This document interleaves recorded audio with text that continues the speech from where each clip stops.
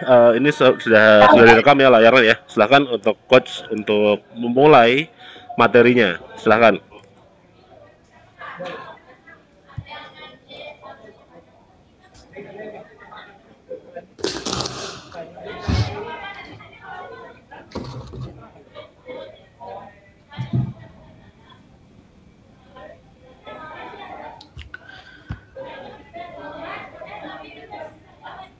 Oke, sebentar.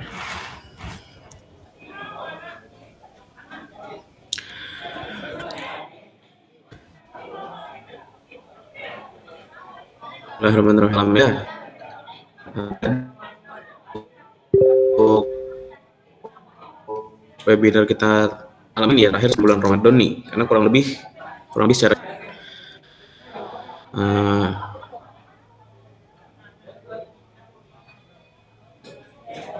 setahun sekali ya kita bulan Ramadan ya enggak.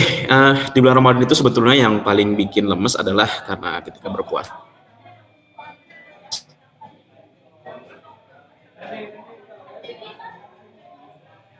Jadi kondisinya kan kita setelah subuh nih 14-15 jam gitu kan, kurang lebih subuh terakhir minum sampai maghrib baru boleh membatalkan puasanya minum lagi. Jadi sebetulnya yang paling bikin lemas itu memang karena kita nggak ada asupan cairan, kita nggak ada asupan elektrolitnya dibandingkan dengan mungkin asupan karbohidrat, protein atau lemaknya. Nah itu nggak begitu bikin lemes sih berkurang itu ya, kecuali kita memang ada keyakinan secara psikis. Kalau memang kita nggak makan, ya otomatis kita bakal lemes gitu. Karena kalau kita lihat secara literatur, bahwasanya orang-orang yang berpuasa kurang lebih bisa sampai 16 jam gitu ya, terutama biasanya orang-orang intermittent fasting itu ya, 16 jam berpuasa itu kurang lebih glikogen yang habis, energi yang habis itu baru dari hati aja. Jadi kan penyimpanan karbohidrat di tubuh kita tuh ada 2 tempat nih, ada di hati atau liver, satu lagi ada di otot kan. Yang di otot tuh nggak terlalu berpengaruh secara signifikan sih, kecuali mungkin kita kayak udah 36 jam ke atas ya, itu baru nanti kelihatan otot kita agak lebih kempes, karena emang nggak ada tenaga, nggak ada yang disimpan di otot gitu ya. Makanya sebetulnya nanti fokus kita ketika mau berlatihan, berolahraga di bulan Ramadan adalah bagaimana mengatur hidrasinya. Dengan kita nggak akan makan banyak-banyak banget pas sebelum latihan gitu ya. Memang kalau kita ingat lagi tujuannya di bulan Ramadan itu biar masih bisa latihan sedikit untuk menjaga fitness dan tetap fokus ibadah. Ingat, latihannya sedikit. Kita udah hidup selama 12 bulan dalam setahun. 11 bulannya kita bebas, kita bisa berolahraga tanpa wajib berpuasa. Lalu Allah datangkan kepada kita bulan di mana kita fokus beribadah.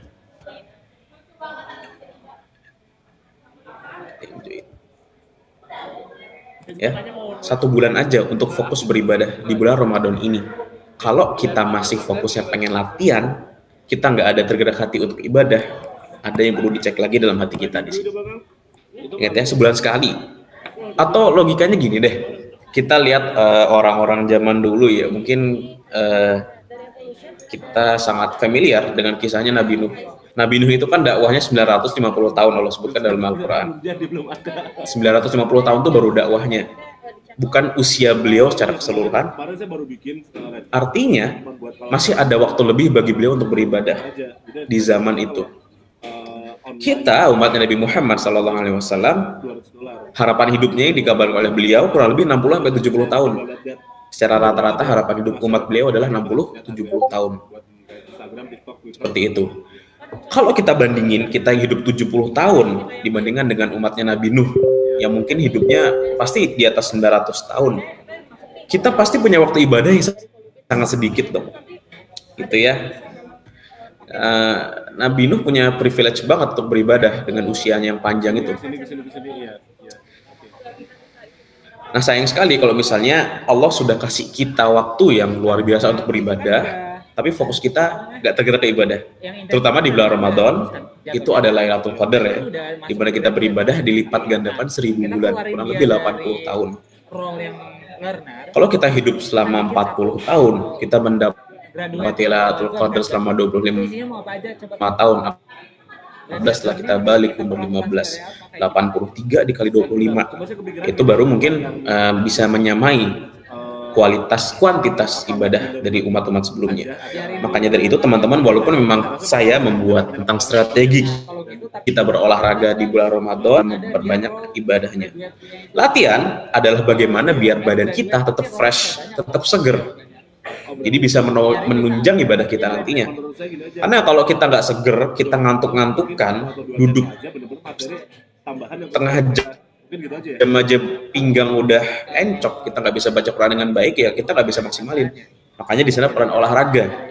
Bukan berarti ketika Ramadan datang kita punya pemahaman tentang nutrisi, kita bikin strategi biar latihannya tetap kayak sebelum Ramadan, sehingga Ramadannya nggak tercapai esensi dari ibadahnya. Ini mohon diperhatikan sekalian ya. Ada yang learner, ada yang member, ada yang kan dia pasti bingung kalau ada tambahan lagi. Oke, jadi di bulan Ramadan itu kurang lebih ada 5 waktu di mana mungkin kita bisa latihan. Saya akan bahas juga pro kontranya ya. Nanti teman-teman bisa tentukan sendiri kira-kira kapan sih enaknya Ramadan itu kita latihannya. Oke. Yang pertama menjelang maghrib. Nah, menjelang maghrib ini kalau kita bahas pro-nya, karena dekat dengan waktu buka puasa, ketika kita sudah mulai haus, kita sudah mulai dahaga itu memuncak, kita mulai lapar, mulai lemas, kita bisa langsung makan dan minum untuk memenuhi nutrisi, mengembalikan hidrasi. Kayak gitu. Memang kontranya, karena tadi ya kita bahas bahwasannya setelah 14 jam kurang lebih kita berpuasa, nggak ada asupan cairan, nggak ada elektrolit, otomatis kita akan paling lemes di situ. Jadi memang latihannya pasti nggak mungkin bisa keras banget, gitu ya. Dan memang sebetulnya nggak ada masalah juga, karena memang fokus kita adalah bagaimana kita memaksimalkan ibadahnya. Latihan dikit pun nggak masalah. Gitu. Ini salah satu pertimbangan ya di menjelang maghrib. Dan pertimbangan lainnya sebetulnya waktu menjelang maghrib kita mendekati berbuka itu adalah waktu yang dikabulkannya doa ya. Jadi teman-teman mungkin bisa mempertimbangkan bahwasanya kita untuk fokus berdoa aja mungkin, terutama yang lagi ada kebutuhan seperti itu ya. Oke, lalu selanjutnya adalah setelah maghrib. Ini setelah maghrib sebelum isya maksudnya di sini ya. Memang di antara pro-nya kita udah dapat nutrisi sedikit untuk tenaga latihan. Kita sudah dapat hidrasi, sel-sel di tubuh kita sudah mulai dapat tenaga untuk berfungsi secara lebih baik lagi. Kontranya memang masalahnya adalah waktunya terlalu singkat. Jadi kalau kita terlalu fokus ibadah di waktu setelah maghrib, let's say kita habis buka, udah makan kolak mungkin dan semacamnya, pergi ke gym, kita mungkin cuma punya waktu, let's say mungkin 30-20 menitan aja gitu, sampai azan isya kan. Nah, kita bisa manfaatin di 20-30 menit itu. Tapi kalau memang terasa kurang maksimal ya, kita olahraga lebih lama lagi, nanti kita akan melewati waktu isya dan juga tarawih berjamaah. Ini sangat disayangkan teman-teman ya. Kita harapannya tidak mau melewati isya dan tarawih berjamaah. Tapi kalau teman-teman bisa latihan maksimal dengan 20 menit tadi, oke, lakuin aja, itu nggak masalah juga. Terutama biasanya teman-teman yang di perantauan mungkin ya, yang masih enak aja, nggak ada tanggungan, nggak ada ikatan dengan organisasi apapun, jadi antara maghrib dan isya itu bebas, habis dapat takjil di masjid langsung gas ke gym bisa untuk latihan. Oke. Kemudian setelah tarawih, nah, setelah tarawih ini sebetulnya bisa dibilang badan paling seger, karena setelah kita sholat maghrib tadi kan kita bisa cukup makan nih ya, asal jangan sampai benar-benar bablas ya, gitu ya.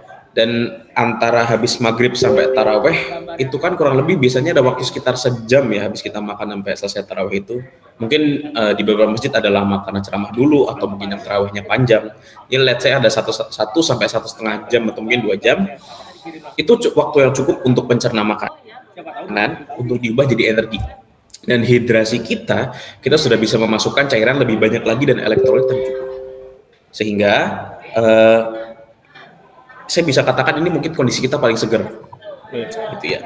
Kontranya adalah setelah tarawih mungkin bisa ganggu waktu tidur, karena ketika kita habis olahraga sekitar 90 menit setelah olahraga itu badan masih panas, gitu. Kita mungkin masih dalam kondisi siap beraktivitas, belum benar-benar bisa rileks, gitu ya. Jadi ya mungkin kita takutnya kelewat sahur, ataupun tidurnya kurang, jadi aktivitas di siang harinya kita nggak maksimal. Itu diantara kontra yang perlu diperhatikan ya. Kalau memang mungkin mau latihan setelah tarawih, mungkin teman-teman punya dana lebih ya, bisa menyiapkan suplemen, saya sarankan habis latihan mungkin suplementasi dengan ashwagandha, magnesium ataupun melatonin. Itu bisa dipakai untuk buat badan jadi rileks setelah latihan. Dan setelah latihannya makan kayak pisang. Pisang itu dia tinggi akan triptofan itu di susu ya, susu atau pisang. Jadi kayak milkshake gitu ya. Jus pisang dikasih susu itu tinggi dengan triptofan, dia identik dengan pembentukan hormon melatonin, artinya kita lebih mudah tidur dibandingkan. Nah, sebelum sahur ini juga menarik nih. Jadi let's say habis taraweh, kalau saya di Denpasar ini ya, selesai azan Isya itu sekitar jam 19.50. Jadi kurang lebih selesai taraweh sekitar 24.05 lah. 24.05 selesai taraweh. Let's say habis itu kita bisa langsung tidur nih. Nah, habis itu kita tidur mungkin 6 jam, bangun jam 3. Atau jam 4 lah, enggak jam 3 jam 4, bangun. Nah, kalau di saya di Denpasar ini subuhnya jam 5:05. Jadi kalau let's say bangun jam 3 jam 4 masih ada waktu 1 jam sampai 1,5 jam untuk mempersiapkan latihan. Latihannya emang harus singkat-singkat aja, gitu ya. Setelah latihan kita bisa dapat post workout nutrition yang cukup, kita dapat makan yang cukup ketika sahurnya. Kita juga nggak akan dehidrasi karena kita masih bisa minum, masih bisa cukup lah nutrisinya dengan sahur itu. Memang kontranya kita bangun lebih awal, bisa jadi latihannya kurang maksimal karena biasanya orang-orang baru bangun tidur itu kan kayak masih oleng ya, nyawanya belum kumpul, gitu ya. Kalau kita bangun jam 4, jam 5 harus udah azan, kita punya waktu mungkin setengah jam ngumpulin nyawa, setengah jam latihan, sahurnya cuma 5 menit. Ini jadi pertimbangan juga ya buat teman-teman nanti ya. Itu. Kemudian ada setelah subuh. Ini paling menantang nih, kalau bisa saya bilang ya, karena memang setelah subuh ini nutrisi paling dapat. Kita kan makan malam udah dicerna dari semalamnya. Setelah sahur pun makanannya dicerna lagi gitu, makanan sahurnya kan. Jadi secara suplai energi sebetulnya paling banyak. Memang masalahnya adalah kita nggak bisa makan minum lagi karena kita harus menunggu kurang lebih 12 jam sampai kita baru bisa makan minum lagi. Gitu. Jadi persiapan sebelum olahraganya energinya udah banyak, tapi selama olahraganya kita akan kekurangan cairan lebih banyak, apalagi sampai waktu maghribnya. Jadinya pasti akan lemas sehari-hari, gitu ya. Kalau rekomendasi saya dari 5 waktu tadi, kita latihan antara maghrib dan isya atau setelah tarawih. Mempertimbangkan agar kita tetap bisa sholat isya berjamaah dan tarawih. Karena gini ya, sholat isya itu kan sholat wajib, gitu ya. Namanya sholat wajib ya, kalau kita tepat waktu kita di masjid pasti itu yang paling diutamakan. Sholat tarawihnya aja, kalau kita ingat-ingat lagi teman-temannya, itu kan pahalanya kayak kita sholat semalam full. Kalau kita tarawih sama imam di masjid, kan luar biasa. Kita dari waktu isya sampai waktu subuh itu kan kurang lebih ada 9 jam. Kita kayak sholat full selama 9 jam itu, hanya dengan kita ikut sholat bersama imam di tarawihnya.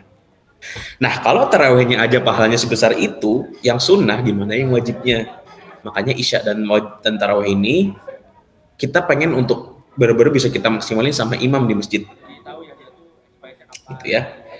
Nah, jadi gimana caranya kalau misalnya setelah maghrib isya kita cuma waktu mungkin 20 menit, setelah tarawih pun biar olahraganya nggak terlalu mengganggu tidur, gimana caranya kita mencapai hal yang seperti itu ya?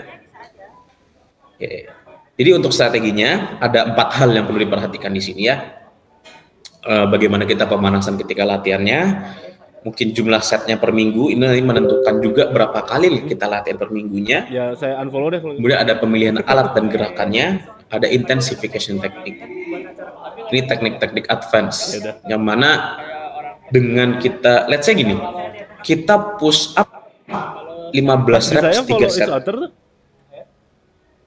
Atau baru ya? So you follow each other? Dalam sehari.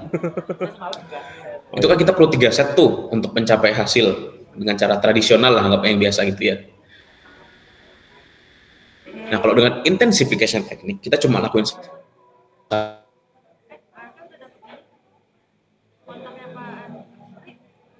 Udah. Belum, berarti saya chat lah.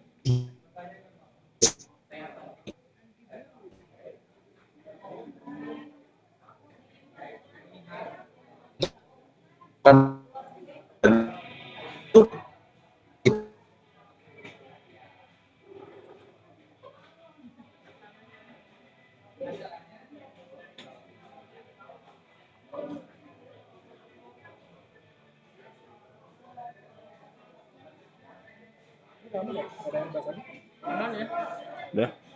Kayaknya udah deh. Iya.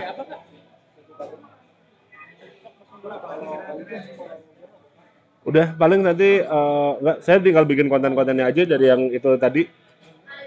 Strategi mingguan terus iya. Materi buat ini ya, ya event-event aja ya, khusus event aja. Iya. Bisa dipakai di mana. Iya. Dan dari situ saya pasti ada kebayang tuh buat kelas. Kalau saya tuh ini, kalau saya biasanya kalau dulu materi-materi itu saya taruh di YouTube juga. Nah, nanti pas diminta live bareng terabas segala macam, saya bawanya dari YouTube. Tapi kan ada banyak gitu. Agak beragam aja. Iya. Kalau mau lihat yang lain di YouTube saya banyak sebenarnya. Kalau komunitas itu enaknya kita ngajuin kerjasama aja atau nunggu mereka ngajuin kerjasama? Kita ngajuin juga oke. Ya kita boleh ngajuin. Kayak misalnya kita pengen aman di sana atau Ya kalau kita ngajuin tapi ya gitu nggak bakal ada bayaran. Iya. Ya kita numpang nama aja naik gitu. Atau malah kadang kita yang bayar. Cuma jangan mau. pemanasan. kayak biasa aja komunitas. Ya, ini yang wajib banget dilakuin. Dan pendinginan pun juga bisa di skip ya. Karena pendinginan terutama kalau kita latihan beban nggak. Kalau saya sih bisa bilang sebetulnya nggak penting ya. Kalau misalnya kita bilang pendinginan adalah kita harus stretching, kita harus let's say jalan di treadmill, kita harus sauna dan semacamnya, nggak. Itu nggak penting. Kecuali kita ada kondisi tertentu. Misalnya pernah ada penyakit jantung. Ini memang pendinginan itu wajib. Tapi saya nggak pernah lihat dia sama suami ya. Kalau orang sehat secara umum, saya bisa katakan itu sangat bisa di skip. Oke, seperti itu ya. Jadi kita benar-benar hemat waktu di pemanasannya dengan langsung aja ke gerakannya, tapi mulai dari pelan-pelan dulu, bertahap ya. Karena kalau misalnya kita mulai dari awal, let's say pemanasan statis dinamis 10 menit. Kita sendiri. Terus kita mulai ke set ringan ke berat tadi 5 menit, 15 menit. Kalau kita nggak pemanasan stretching statis dinamisnya, kita udah hemat 10 menit. Lumayan, kita bisa memaksimalkan bisa memaksimalkan latihannya nantinya. Seperti itu ya. Oke, sekarang berapa set per minggu yang perlu kita lakuin? Jadi pada dasarnya untuk mempertahankan massa otot atau membentuk otot, untuk orang secara umum ya, general population, orang-orang kayak kita nih yang ingin bekerja kantoran, kita yang bukan fokusnya sebagai atlet lah ya, untuk membentuk badan yang fit, yang seger, yang nggak mudah sakit, 4-12 set per minggu itu cukup pergerakannya atau per muscle group. Kayak misalnya contoh kita latihan 3 kali seminggu, sekali latihan ada 3 set pergerakan, ya, otomatis sudah setiap kemudian kita pull down, kemudian kita squat. Cuma 3 gerakan itu aja, 3 kali seminggu, tiap gerakannya 3 set, kan udah otomatis dapat 9 set per minggu. Backingannya jauh lebih kuat gitu, jadi percuma ada lah. Memang kan itu money sebenarnya. Ya, kalau misalnya kita latihan 2 kali seminggu, sekali latihannya 2 set, artinya 4 set kita udah dapat. Itu udah minimal banget. Di bawah itu memang cenderung ya nggak cukup sih untuk build muscle ya, tapi kalau untuk mempertahankan mungkin masih bisa. Ya, saya sering lihat ini ya, kalau dia sama neneknya sama itu, iya, nggak pernah sama suaminya, terus pokoknya ngeliat di status tuh kayak gini nasibnya jadi single mother loh. Tapi jadi nggak sebenarnya dia nggak pernah. Nanti akan jadi saya kenalin sama ini Nine Dragons. Udah ada. Masih gitu. Oh, lu kembali ke ini? Ya, cuma belum tahu nih, udah nikah apa belum nggak tahu. Belum. Sigit apa tuh namanya tuh? Apa kayak ada komunitas juga ada tuh apa namanya? Ugi. Nah. Sigit yang mana sih? Sigit Uji ada. Oh, Yang pakai kacamata. iya. Jadi waktu acara di Kota Kripto, Kaniji tuh datangnya sama si itu. Oh. Sigit Uji namanya tuh. Ada kurus-kurus pakai kacamata. Programmer datang gitu. Iya, dari terakhir. Bajunya putih. Benar, kontestasi kan putih. Tapi si Mas Uji mah kayaknya emang pendiam sih dia. Dewasa lah gitu. Bahu Kayaknya baik. ada gerakan dari sendi siku, Bikinnya tuh enak. 2 sendi kan, lebih dari 1 sendi, itu namanya multi joint atau compound movement. Nah, uniknya dari compound movement ini banyak banget otot yang lebih terlatih. Untuk mendorong bahunya ke atas, saya memerlukan Tertarik ke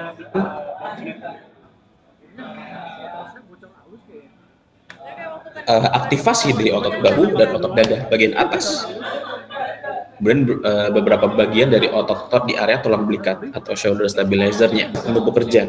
Kalau pakai dumbbell, saya juga memerlukan otot bicep sebagai stabilizer-nya. Gitu.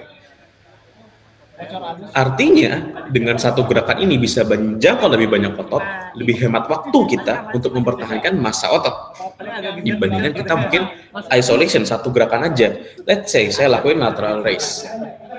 Tricepnya nggak kerja, bicepnya nggak kerja, otot dadanya nggak kerja, cuma bahunya aja. Dengan gerakan isolation gini akan lebih memerlukan banyak waktu untuk mempertahankan massa otot atau meraih stimulusnya tadi. Gitu. Kemudian kita memprioritaskan mesin ketimbang free weight. diangkat belakangnya doang. Kenapa mempertimbangkan ini? Karena di mesin ini kita akan lebih mudah mengatur beban. Kita akan lebih stabil sehingga fokus kita memang benar-benar di ototnya nanti. Dan itu akan membantu kita di bagian intensification teknik. Karena sangat banyak intensification teknik ini cocok dilakuin di mesin. Kita mempertimbangkan safety dan efisiensi waktunya tadi. Oke. Jadi kalau perdebatan mesin dan free weight lebih bagus mana, kita akan perlu mempertimbangkan konteks, gitu ya. Dan dalam kasus ini, kasus mempertahankan massa otot, latihan dengan waktu singkat untuk hasil yang maksimal, kita akan memprioritaskan yang lebih stabil, atau dalam kasus di gym adalah mesin dibandingkan free weight. Oke. Oke, next. Nah, ini ke intensification teknik. Ada 4 teknik yang cukup populer belakangan ini yang dipakai. Kalau saya tuh biasanya dulu gitu. Ada drop set, ada superset, latihan partial, dan juga myo reps. Nah, sebenarnya masih ada teknik-teknik lagi, tapi kan karena fokus kita pembahasannya bukan di sana, mungkin di webinar kesempatan lainnya ya, itu bisa kita bahas nantinya. Gitu aja. Tinggal nanti Oke. berarti saya ramu kontennya ngomong apa aja. Jadi ada 4, ini teman-teman bisa pilih mau dipakai yang mana nantinya ya. Pertama ke drop set dulu. Kurang lebih drop set adalah menggunakan beban sampai nggak kuat. Aman, siap. Makasih ya. Biasanya di 4. Sebetulnya memang nggak ada secara pasti drop set tuh harus berapa kali penurunan dan berapa persen bebannya. Cuman di kebanyakan literatur dan juga yang populer di dunia binaraga adalah yang dipakai kriterianya kayak gini. Kalau saya sukanya adalah diturunkan 2 kali dengan pengurangan sebanyak 1/3. Jadi 1/3 gitu. Dan atau mesin ya, dorong ke atas, saya bisa pakai 10 kilo per tangan, persisi 10 kilo. Saya angkat, let's say 10 kali, udah pegel banget, udah susah, kita lepas, kita ganti beban ke 6 kilo, kita langsung, nggak ada rest, langsung ambil beban, langsung ubah, angkat lagi semaksimal mungkin, nggak peduli dapatnya berapa, angkat lagi. Itu kan penurunannya 40%-nya tuh kan, sampai bener-bener udah gak kuat, lepas, ambil lagi yang 4 kilo, sampai bener-bener gak kuat. Nah, dari 6 kilo ke 4 kilo kan penurunan kurang lebih 30%-nya. Itu drop set. 1 set aja, ini udah efektif. Jadi intensification teknik ini pada dasarnya 1 set aja itu sudah hasilnya mendekati kita lakuin 3 set latihan pada umumnya. Latihan tradisional tadi ya. Hampir semua intensification teknik seperti itu konsepnya. Oke. Ini menarik. Jadi drop set ini saya katakan akan cocok kalau teman-teman pakai di mesin. Pertama tadi karena mesin itu kan kadang-kadang tinggal colok aja buat ganti bebannya. Mudah banget buat drop set. Bayangin kita bench press drop set latihannya sendiri. Habis naruh di atas, keluar dulu, ganti bebannya, balik lagi. nggak efisien. Kecuali mungkin memang ada teman latihannya ya, bolehlah gitu ya, ada yang ngebantu ngelepas pasang bebannya. Gitu. Jadi satu set, kalau misalnya kita satu set nih dengan latihan tradisional, let's say gini, terus istirahat 2 menit. Jadi let's say ada 2,5 menit per setnya, kita 7,5 menit kurang lebih untuk dapat stimulus. Kalau kita drop set, mungkin kita cuma perlu waktu 4 menit. Gitu. Jadi nge-cut hampir setengahnya waktunya, dan jumlah setnya pun cuma 1. Itu ya. Ini unik nih, intensification technique. Selanjutnya ada superset. Nah, superset ini antagonis superset terutama ya. Dalam satu set melatih 2 gerakan berbeda, beda otot yang dikenainya. Contoh, di sini orangnya push up. Let's say push up-nya 15 kali. Habis itu pas udah 15 kali dia nggak perlu istirahat, dia langsung ke pull up 15 kali juga. Jadi kalau biasanya let's say kita push up 15 kali, istirahat 2 menit, berarti berapa? Anggaplah sama ya, 2,5 kali 3, kita perlu waktu 7,5 menit.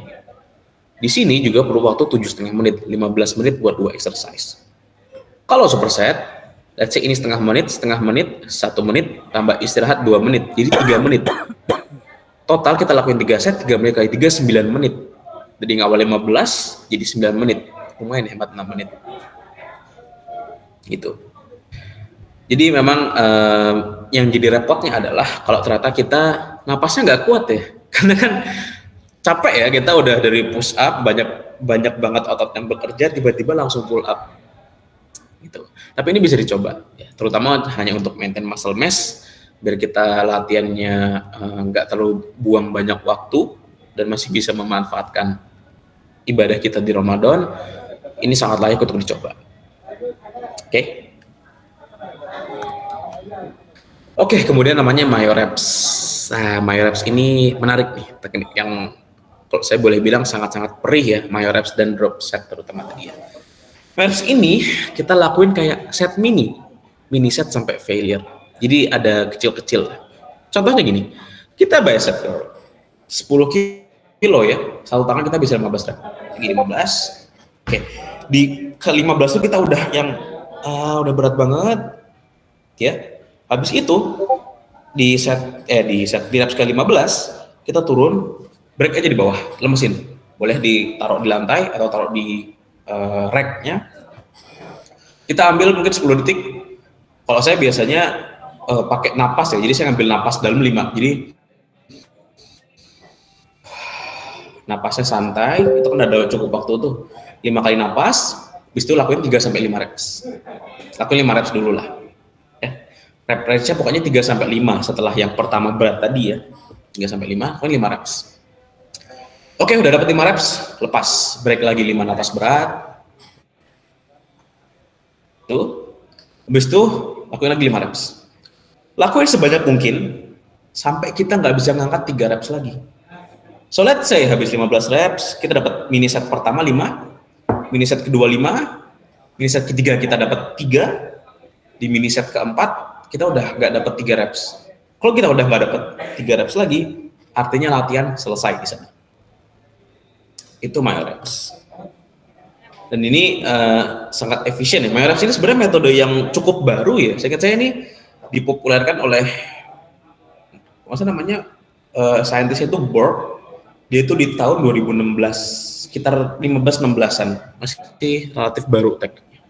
Ini menarik, boleh dicoba. Tapi ini nggak saya sarankan buat teman-teman yang mau lakuin di gerakan kayak squat ya. Bayangin aja squat kayak gini, napasnya gempor duluan dibandingkan ototnya. Gitu. Ini lebih saya sarankan kalau ada mesin atau otot-otot kecil kayak gini.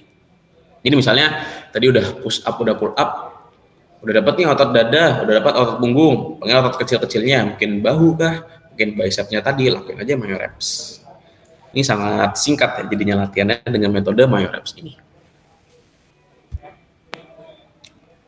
Kemudian lengthen partial. Lengthen partial ini baru populer kurang lebih di tahun 2022. Gitu. Jadi memang kita lakuin gerakan di posisi otot memanjang sampai failure di akhir set. Contohnya buat otot quadricep dan juga gluteus di sini. Jadi tekniknya gini untuk lengthen partial. Let's say kita squat di sini bisa 10 repetisi ya. Kita lakuin dulu 10 repetisi secara biasa. Habis itu di reps ke-11 kan kita udah mungkin berat nih, nggak kuat. Reps ke-11 kita lakuin dikit aja, cuma naik segini, turun lagi, naik lagi, turun lebih segini aja romnya, sangat sedikit. Itu lakuin sampai bener-bener perih, sampai bener-bener kita mungkin nggak bisa ngangkat lagi dan bener-bener kita pengen lepas beban. Itu.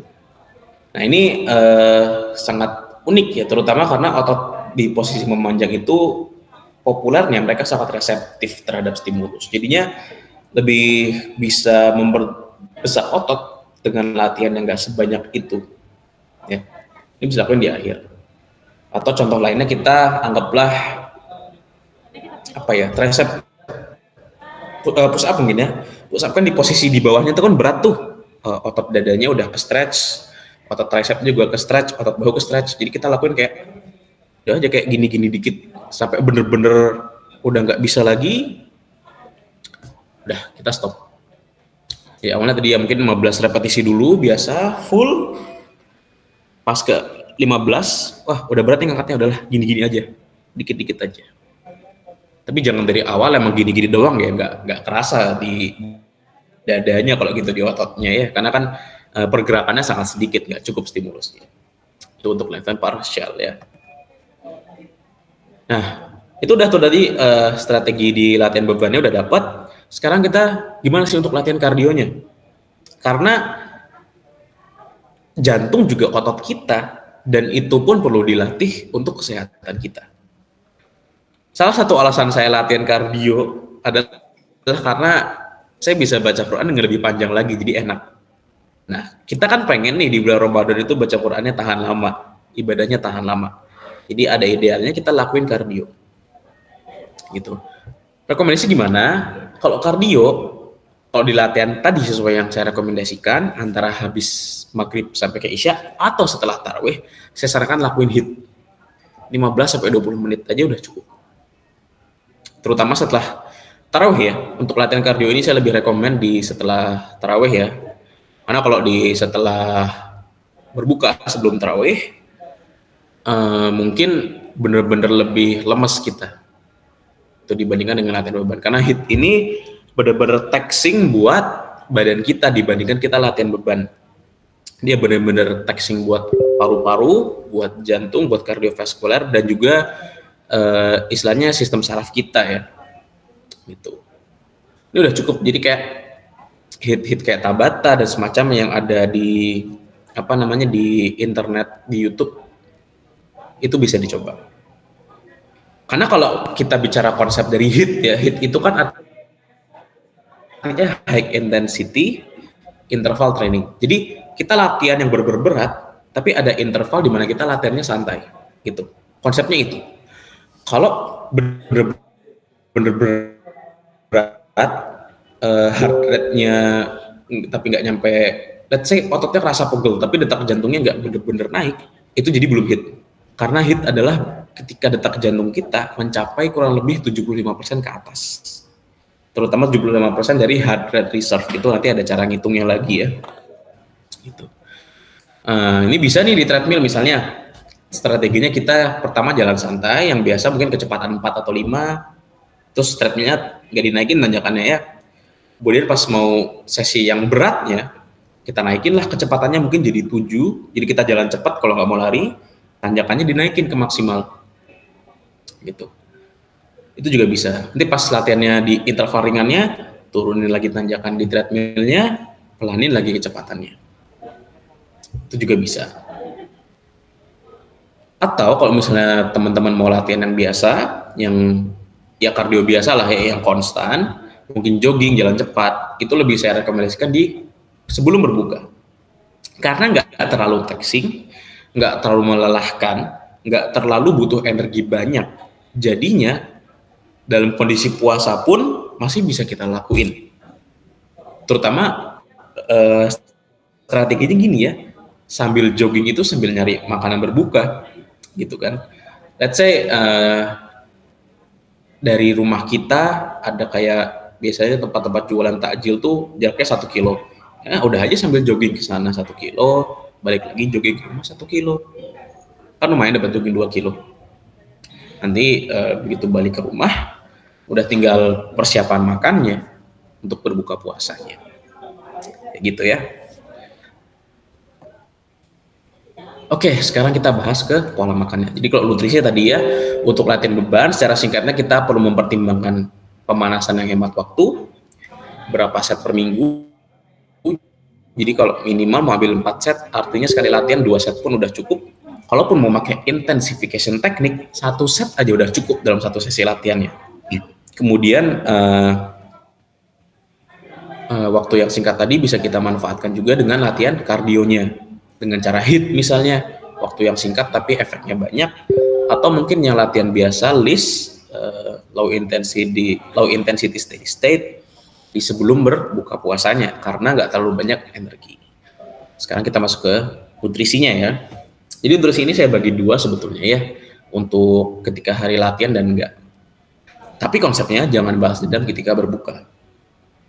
Perlu teman-teman perhatikan bahwasanya salah satu hikmah dari kita berpuasa Ramadan yang diajarkan dalam Islam adalah agar kita berempati dengan saudara-saudara kita yang fakir. Mereka nggak punya makanan.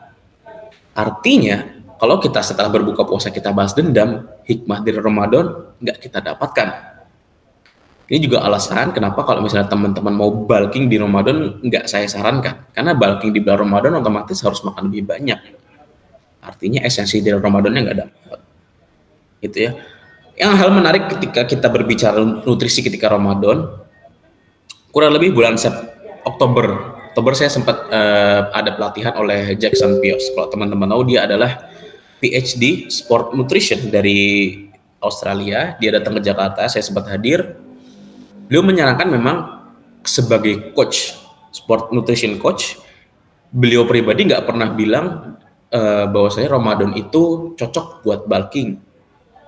Karena waktu itu ada pertanyaan perihal Ramadan, dia bilang harusnya sih kalau Anda coach yang baik, dia bilang gitu ya, kalau Anda coach yang baik, Anda akan menyiapkan Ramadan ini sebagai fase memang di mana Anda cutting lah istilahnya, santai, nggak bulking atau nggak fokus ke performa. Bahkan dia yang non muslim aja ngomong kayak gitu.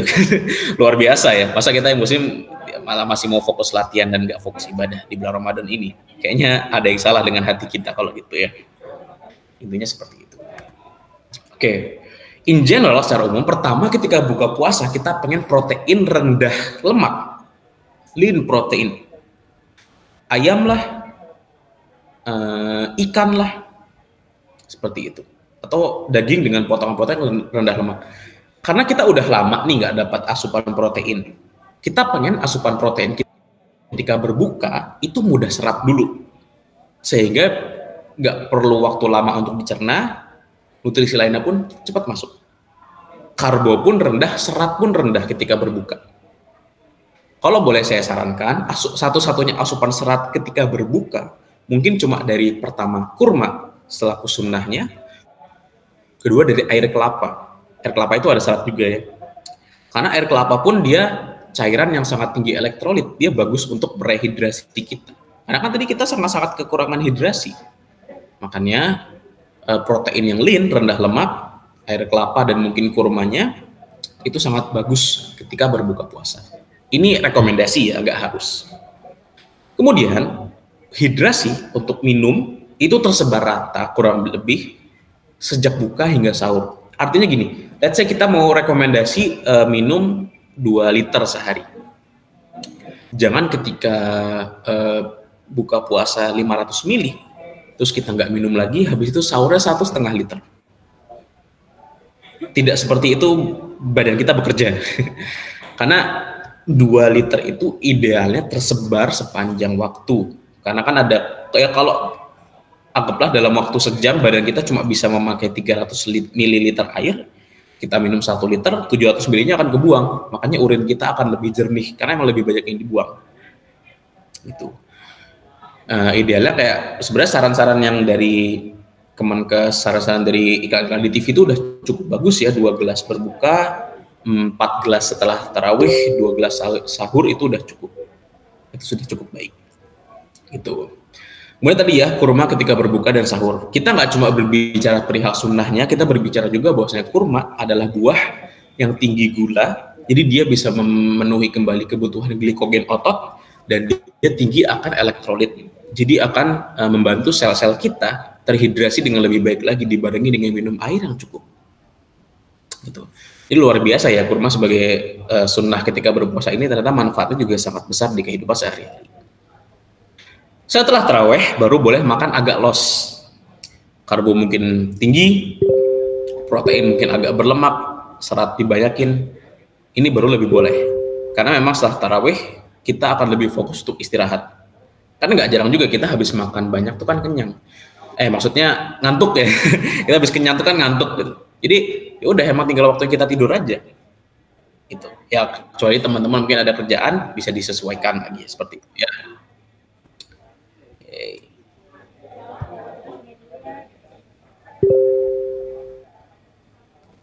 Kemudian ketika sahur, saya sarankan makan paling banyak itu ketika sahur. Protein cukup tinggi, serat cukup tinggi, lemak cukup tinggi. Tapi karbo sedang aja. Karena protein, serat, dan juga lemak, terutama serat dan lemak, itu sifatnya menghambat pencernaan. Kalau kita tinggi protein, serat, dan lemak ketika sahur, pencernaannya akan lambat, sehingga kita akan lebih panjang distribusi nutrisinya, kita akan lebih lama kenyang juga nantinya. Let's say gini, kita ketika sahur cuma makan, anggaplah mungkin Indomie ya, mie instan ya, itu kita mungkin cuma kenyang let's say 2 jam aja, karena karbonya cukup tinggi, lemaknya nggak terlalu tinggi, proteinnya dikit, seratnya ada sih serat udah difortifikasi ya, tapi sedikit lah. Bandingkan dengan kita makan mungkin lebih lengkap, ada nasi, ada sayurnya, proteinnya cukup tinggi, kayak telur misalnya, protein yang bagus dengan lemak yang bagus juga, seperti itu. Ya mungkin kita, let's say kalaupun lapar mungkin baru jam 10, jam 11-an ya baru lapar, karena nutrisinya lebih lengkap, gitu ya. Lalu konsumsi garam dan juga air ketika sahur. Jadi sebetulnya ketika kita berbicara hidrasi itu nggak cuma air yang masuk, tapi harus ada elektrolit, gitu ya. Kalau mungkin teman-teman yang masih ingat di SMA-nya, terutama yang IPA ya, itu kan kita ada bahas tentang osmosis ya, difusi osmosis dan semacamnya. Sangat penting kita memperhatikan garam. Jadi bukan berarti nanti sahur cuma garam 1 sendok kasih air, enggak. Maksudnya makanan-makanan yang gurih, yang ada garam, ada MSG mungkin, itu lebih rekomendasikan ketika sahur. Itu. Karena memang kita perlu menyimpan itu untuk menjalani puasanya nanti. So rekomendasinya kurang lebih seperti itu. Nah, baru sekarang kita masuk ke yang latihan. In general konsepnya sama. Tapi ketika latihan, kita pengen konsumsi cairan atau mungkin suplemen untuk ototnya di sekitar latihan lah. So let's say kita biasanya kalau di hari biasa nggak latihan, kita buka puasa kurma terus langsung makan let's say proteinnya, terus kita sholat maghrib baru makan biasa, di situ setelah kita taraweh baru makan lebih banyak lagi, let's say gitu. Kalau latihan terutama kita tadi ya latihannya habis maghrib, saya sarankan ketika berbuka itu selain kurma tambahlah air gula yang manis-manis atau elektrolit, kayak ya minuman energy drink gitu ya. Walaupun memang gini, orang-orang mungkin banyak yang berkomentar bahwasanya itu kan sangat melonjakkan gula darah. Kita udah lama berpuasa tiba-tiba dimasukin gula, apa nggak bahaya? Sebetulnya kalau kita mau bahas lebih dalam, kita udah berpuasa atau emang badan tuh dalam kondisi minta gula justru, pertama. Kedua, menggabungkan antara karbohidrat simple kayak gula bersamaan dengan elektrolit seperti garam, itu akan sangat membantu hidrasi. Lebih baik dibandingkan kita cuma air sama garam doang. Kedua, jadi hidrasinya tadi akan masuk ke otot. Gitu ya, menaikkan gula darah, yes, tapi masuk ke otot. Nggak akan langsung ke lemak dan langsung membahayakan tubuh. Ketiga, let's say memang nggak masuk ke otot, menaikkan gula darah, tapi kan kita pakai buat latihan. Makanya saya berani bilang di sini nggak bahaya kita konsumsi gula, karena akan dipakai latihan. Dan saya juga sarankan guranya nggak lebih dari 50 gram. Saran Kemenkes dalam sehari itu nggak lebih dari 50 gram. Saya sarankan nggak lebih dari itu. Itu ya, ini jadi perhatian. Jangan ketika saya udah bilang boleh gula ketika berbuka lalu dipakai latihan, langsung let's say mixu berapa, 4 gelas mungkin. Oh, ada berapa gram gula itu ya? Kan luar biasa itu, banyak ya gitu. Jadi memang sarannya selalu di sekitaran sini. Oke. Nah, fat dan fiber lagi-lagi saya sarankan di sahur untuk memperlambat pencernaannya tadi. Jadi kalau untuk training day mulai dari buka puasa sampai post workout itu karbonya yang simple kayak gula untuk pre-training, kemudian mungkin tambah whey protein atau yang liquid lah kayak susu juga boleh. Kemudian post workoutnya tambah lagi lah, mungkin boleh mulai makan nasi dan protein kayak daging-dagingan atau protein nabati kayak kedelai, tempe. Lalu jangan konsumsi banyak fat dan serat dulu. Ketika sahur baru diperbanyak. Rekomendasi saya kurang lebih seperti itu di hari latihan. Oke. Nah, ini contoh nih ya, day one latihan berbuka dengan 7 butir kurma tambah 500 ml energy drink untuk karbo dan hidrasinya. Habis itu kita langsung latihan bis maghrib sebelum isya, lat pull down. Pertama kita lakuin set biasa dulu 12 sampai 15 reps. Habis itu drop set. Ingat ya, yang tadi pelan-pelan dikurangi bebannya. Habis itu kita push up, satu set 14 sampai 20, set keduanya my reps. Yang tadi ya, kayak 20, kita break dulu mungkin 10 kali napas, lanjut lagi sampai bener-bener gak kuat lagi. Udah, latihannya cuma gini aja.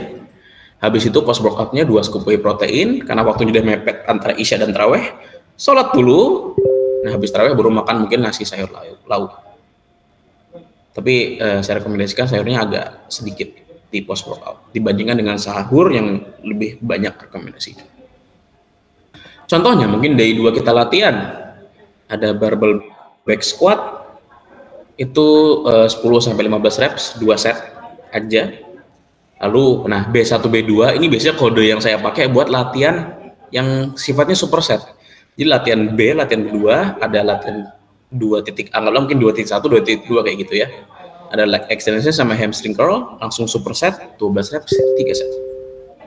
Post workoutnya 2 scoop, lanjut taraweh, dan sholat isya dan taraweh, habis taraweh makan biasa dengan nasi, sayur dan lauk. Itu contohnya. Ini kan sudah mencakup nih. Saya latihan tadi minimal pergerakannya 4 set, tapi ada saya tadi sempat bilang kan bahwasanya intensification teknik itu mungkin satu setnya kurang lebih sama kayak kita 3 set biasa. Jadi satu set tambah satu set biasa tambah satu set drop set, ya intensification teknik mungkin udah sama kayak 4 set biasa. Jadi per minggunya udah tetap tercapai. Kemudian latihannya di 2 kali seminggu, sebenarnya mau lebih juga boleh, ini kan contoh ya.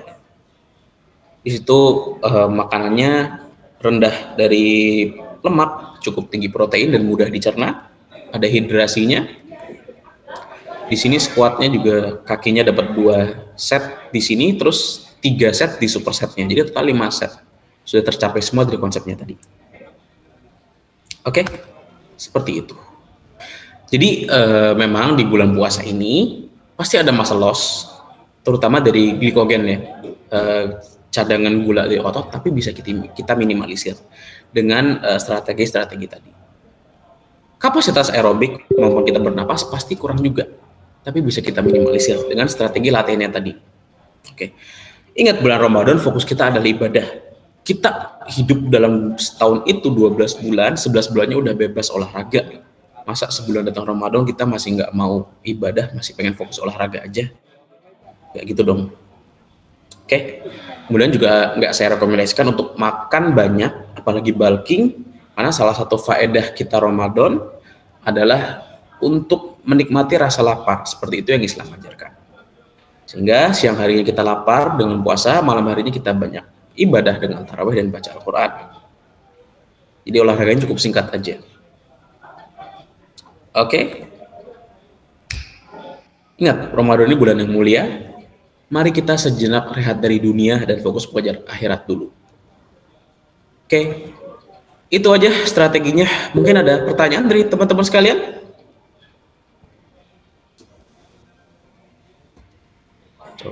Coba. Yuk, silahkan yang mau bertanya bisa di chat aja, silahkan. Atau mau ngomong langsung juga nggak apa-apa, kalau mau. Boleh, mohon boleh.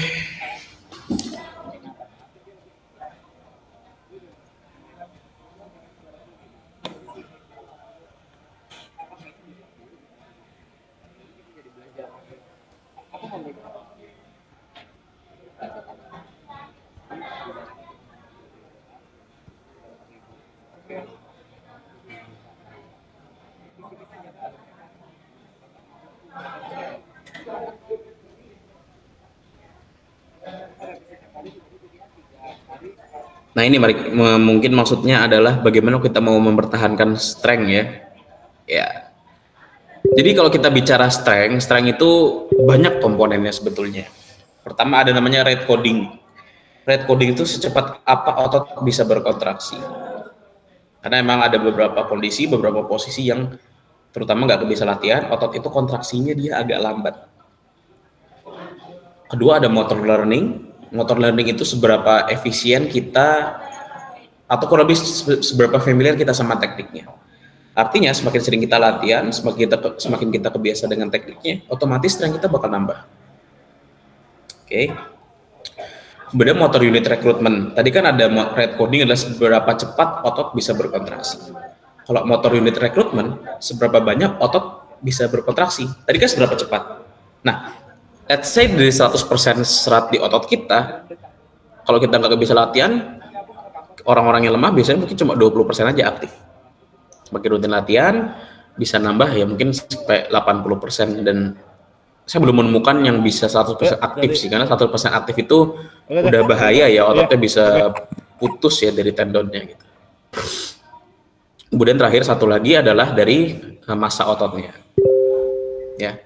Karena nggak bisa kita mungkiri kalau makin gede ototnya, tentunya ada penambahan kontraktil protein namanya ya. Makin banyak yang bisa membantu kontraksi ototnya, makin kuat juga kita. Nah, kalau misalnya dari massa otot pasti berkurang, gitu ya. Massa otot pasti berkurang, ya udah itu mungkin memang nggak bisa kita lakuin lebih banyak lagi ya. Tapi perihal rate coding, perihal motor unit recruitment, motor learning, kita bisa tetap lakuin kayak biasa aja. Pasti berkurang juga, mau nggak mau pasti berkurang. Tapi bisa kita minimalisir. Kalau strength training, konsepnya agak beda sama pembesaran otot ya. Tetap lakuin kayak biasa aja. Mungkin saran saya adalah kita beda ke power jadinya nanti. Kalau strength tadi kan ngangkat beban seberat-beratnya. Kalau power itu kan secepat-cepatnya. Kayak kita mau lompat jauh, mau sprint. Mungkin jadi bebannya agak dikurangin, tapi kita lebih apa istilahnya, lebih forceful, lebih eksplosif. Meningkatnya power bisa meningkatkan strength juga. Jadi mungkin bisa digeser ke sana nantinya, gitu ya. Dan perihal strength itu sebetulnya 5 set per minggu udah cukup pergerakannya, gitu. Apalagi let's say kita powerlifting, ada squat, bench press, deadlift, kita bisa latihan setiap hari ya. Ini sebenarnya menarik sih, ada namanya ini microdosing. Ini nggak saya bahas di sini. Microdosing itu gini. Let's say tadi kita seminggu mau mengincar 5 set, squat 5 set. Ya udah kita sebar aja seminggu, jadi daripada kita sekali latihan 5 set, kita mungkin 5 hari sekali latihannya 1 set. Tetap seminggunya 5 set kan. Tuh. Dengan frekuensi latihan yang sering, kita masih bisa meningkatkan di rate codingnya, kita masih bisa meningkatkan di motor learningnya. Jadi strength akan tetap terjaga di sana. Microdosing. Jadi mungkin latihannya di setiap hari, powerlifting, setiap gerakannya squat, bench press, deadlift 1 set aja dengan fokusnya ke power. Itu bisa dicoba. Oke. Tetap bisa diminimalisir dan nggak mungkin loss sebanyak itu ya. Oke. Tanya, bulan puasa lebih baik stop dulu untuk bulking atau gimana? Yes. Kalau kita bicara lebih baik, otomatis yes. Karena saya ulangi tadi ya, kalau misalnya kita bahkan saran dari mentor saya si Jackson Pios yang non muslim aja, dia bilang bahwasanya kalau Anda coach yang baik, Anda akan bulan Ramadan itu saatnya klien-klien yang muslim stop bulking dan fokus, ada namanya mini cut ya kalau kita bicara bulking itu ya. Jadi kalau cutting itu kan biasanya kita 3 bulan, 4 bulan gitu ya, ngurangin lemak dan defisitnya kecil, mungkin 200 sampai 500 kalori. Kalau mini cut itu biasanya 2 sampai 4 minggu, tapi cuttingnya lebih agresif. Jadi bisa defisitnya 1000 kalori per hari. Tapi periodenya cuma 2 sampai 4 minggu. Dan ini lebih cocok kita lakuin di bulan Ramadan. Gitu kan. Kita masih bisa makan, let's say habis buka puasa, makan protein yang rendah lemak kayak putih telur. Habis taraweh makan lagi, isya ya habis sahur juga makan lagi, kita masih bisa at least 3 kali makan dengan jumlah protein 2 gram kali berat badan, masih bisa maintain muscle mass-nya. Dan kita bisa defisit 1000 kalori pun nggak akan terlalu berkurang massa otot. Performa latihan pasti berkurang karena kita dehidrasi. Tapi massa otot berkurangnya nggak akan sebanyak itu sebetulnya. Jadi memang rekomendasi saya terutama lebih baiknya pasti di stop bulking dulu, mini cut lah kayak tadi, mini cut boleh. Gitu ya. Biar esensi Ramadannya pun kita tetap dapat gitu. Memang bisa kita mau bulking, dan saya kita ngubah jam tidur ya. Jadi malamnya kita bangun, siangnya kita full tidur. Jadi siangnya full tidur, kita nggak lapar pas puasa. Dan saya dari mungkin habis asar kita bangun, habis subuh kita baru tidur gitu kan. Kita bangun malamnya ya, kita masih bisa makan mungkin 4 sampai 5 kali untuk mempertahankan muscle protein sintesisnya, tapi ya kan tidak seperti itu esensi dari Ramadannya. Gitu ya. Yang kita berfokus ngurangin, nggak terlalu fokus makan dulu nggak apa-apa, fokusnya ibadah dulu di bulan Ramadan. Oke. Kalau untuk sport spesifik, teknik olahraga tertentu, puasa program juga, modifikasi latihan juga. Yes, otomatis semua apapun itu olahraganya pasti ada modifikasi ya, karena memang fokusnya kita adalah untuk ibadah dulu, gitu ya. Let's say atlet sepak bola ya, itu kan masih ada motor learning ya, komponen motor learningnya. Kita bisa main dulu, tetap main bisa, tapi nggak maksimal aja. Gitu. Again, kalau kita nggak latihan sama sekali, otomatis loss-nya banyak. Tapi kalau kita masih bisa latihan sedikit pun, loss-nya nggak akan sebanyak itu. Seperti itu cara kita meminimalisirnya. Perihal strategi nutrisinya, baru nanti setelah buka puasa sampai sahurnya kita maksimalkan. Dan bersyukur ya kita di Indonesia ya, bukan di orang-orang yang mungkin summer ya, yang puasa siangnya mungkin bisa 18 jam, 20 jam. Itu pasti ada modifikasi, itu pun tergantung dengan tujuan dan fasenya. Gitu. Saya ingetin ke teman-teman juga ya, terutama yang kalau kita bukan atlet yang kompetitif, nggak perlu terlalu addicted di sana, gitu ya. Karena kita punya kewajiban lain. Kalau kita atlet kompetitif, karena memang penghasilan kita nafkah dari sana ya, iya kita memang harus lebih strategi di sana. Tapi kalau bukan, ya udah, jangan sampai olahraga ini malah menyita waktu kita. Karena olahraga harusnya menjadi salah satu hal yang bisa meningkatkan produktivitas dan meningkatkan kapasitas kita dalam bekerja, kita lebih nggak mudah sakit ya. Kalau kita terlalu fokus ke olahraga aja, ibadahnya kelewat, ya sayang banget teman-teman ya. Oke, mungkin ada lagi?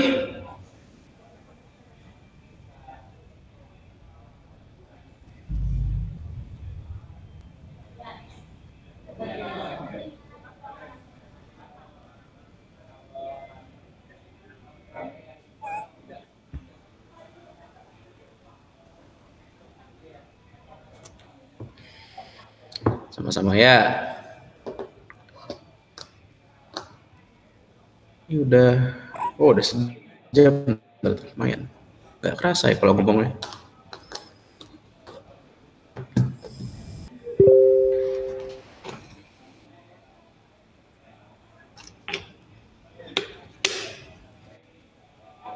Oke, mungkin bisa dibalikin ke Pak Bos Kurnia nih.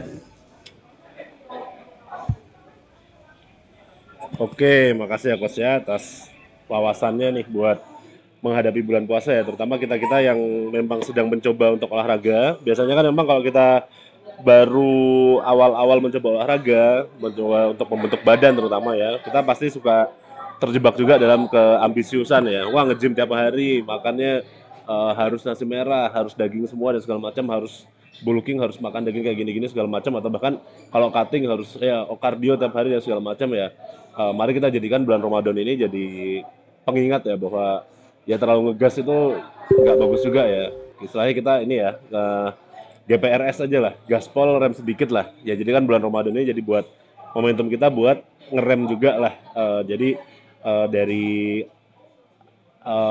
obsesi kita untuk mendapatkan badan yang bagus, jangan sampai kita lupa juga buat beribadah, terutama di bulan Ramadan. Jadi kita prioritasin ibadah di bulan Ramadan, tapi kita juga tahu kan kalau misalkan kita nggak ibadah sama sekali, hilanglah progres-progres kita. Jadi bulan Ramadan kita tetap latihan, tetap melakukan aktivitas seperti biasa, biar progres kita hilangnya nggak terlalu banyak. Jadi ibaratnya ada trade off-nya ya, gitu. Oke, nanti berarti habis bulan Ramadan kita bakal ada webinar lagi dan mungkin akan ada program khusus nih buat yang teman-teman yang mau misalkan merasa ototnya udah hilang nih pas bulan Ramadan nih. Ini nanti Coach Agra akan ada program khusus ya. Kita tunggu aja pengumumannya ya di Airfit ya. Oke, terima kasih teman-teman dan ya kita jumpa lagi di grup WhatsApp ya. Kita bisa diskusi-diskusi macam-macam tentang seputar olahraga. Terima kasih semuanya.